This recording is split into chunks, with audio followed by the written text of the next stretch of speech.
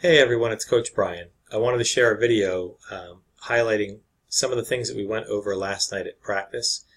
For those who were there, this could be reinforcement. For those who were not there, this will hopefully help you as we have future practices not be behind the curve. So we started out with a little warm-up to work on speed and agility and ball skills.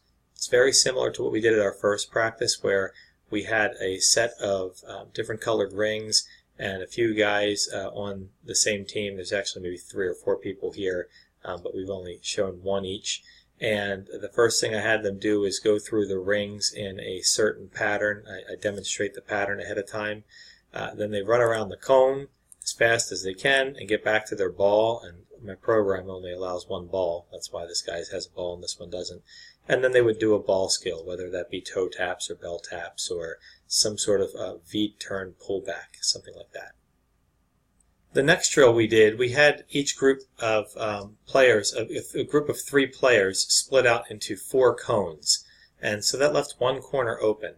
And one of the players would have the ball, and we wanted to make sure that the other players without the ball were in position to give the player with the ball a very simple, easy pass outside of the cone square. So in this case, number 1 starts with the ball, and he has a choice. He could pass it to 3 or to 2. And he decides to pass it to 2. And as soon as the ball leaves his foot, 3 realizes that the ball is going to be over at 2. So when the ball gets to 2, we want to make sure that 2 has a pass straight here and here, which means that we need 3 to move over to the other cone quickly. And that sets up the 2 easy passes that we don't have to go across the square. And then from here, 2 might pass up to 3, and 1 shifts up to this cone. And then maybe 3 passes back to 2, and 1's got to do some more running back to this cone. So we always set up the easy pass. And this drill promotes moving without the ball to help your teammate who has the ball to be able to make an easy pass. Our next drill was set up so that we could work on quickly trapping the ball and passing the ball accurately to a teammate.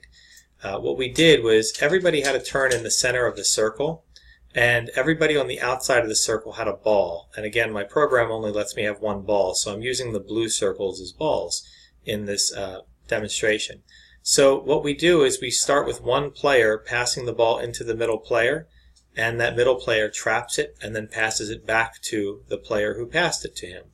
And then you turn to your right, and the next player passes you the ball, you trap it and pass it back, trap it and pass it back, trap it and pass it back, and then finally trap it and pass it back.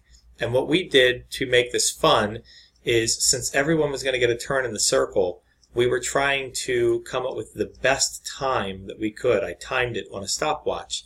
As a team, we weren't necessarily interested in who was the fastest in the middle, because it requires the outside people to make good passes and traps too. So all 6 people worked together as a team.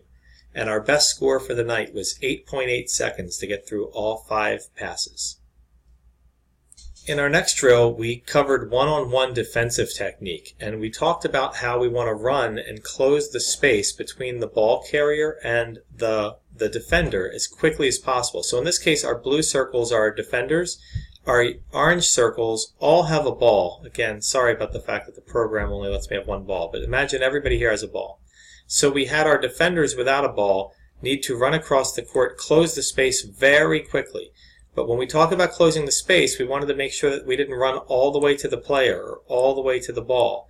We wanted to stop about 2 to 3 steps before we got to the player. And then we didn't want to try to play the ball. We wanted to play the man, just like we would in basketball defense. We need to be careful and keep our body in between the ball carrier and where they're trying to go.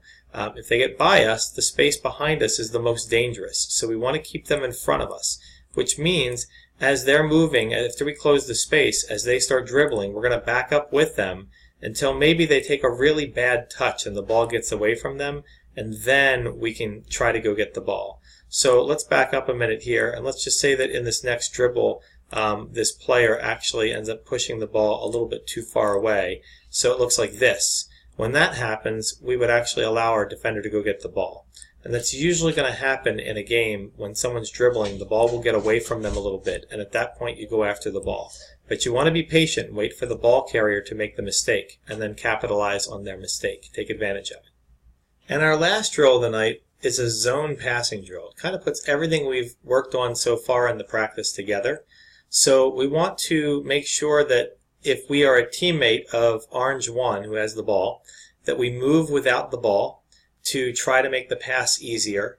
And if we're on the blue team, we want to close the space and try to prevent the passes from occurring.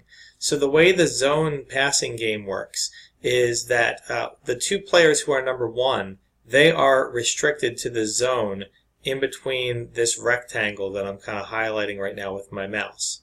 And the 4 players are in the end rectangle at the other end of the court. And then you have number 2s. They're stuck over here on one side of the court, and the 3s are stuck on the other side of the court. You can see that the 1 zone overlaps the 3 zone here in the corner and the 2 zone.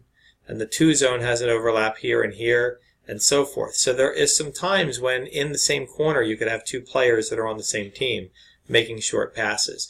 So the goal of this is, if you can get 4 passes in a row without the other team defending or deflecting the ball, stealing it, or even touching it, then your team gets a point. So number 1 decides to take the easy pass to number 2, and number 2 runs over and grabs it. And after 1 passed it to 2, he came up into the corner and got a nice pass back. That's 2 passes for Orange. And then 1 sees a nice pass down the line here to 4, so he sends the ball down. And there's 3 passes, and then 4 thinks they're going to make a nice pass back to number 2 here, but that's defended. So we were 1 pass shy of 4 in a row to get a point for Orange. If the 4 player would have seen that this guy, number 3, had lots of space in front of him and the defender behind him, he could have sent a pass across the corner to number 3, and that would have been our 4th pass in a row. That would have been a point for the Orange team. So it's important that all the players stay in their zones. It helps to promote playing your position, moving without the ball, communicating, letting your teammate know, hey, I'm open, or I'm moving to an easy spot. You can let them know if there's a man on so that they have time to trap it and dribble it, or whether they have to get rid of it really quickly. So lots of good things come from this drill. This is one that we will definitely be playing a lot of during our practices.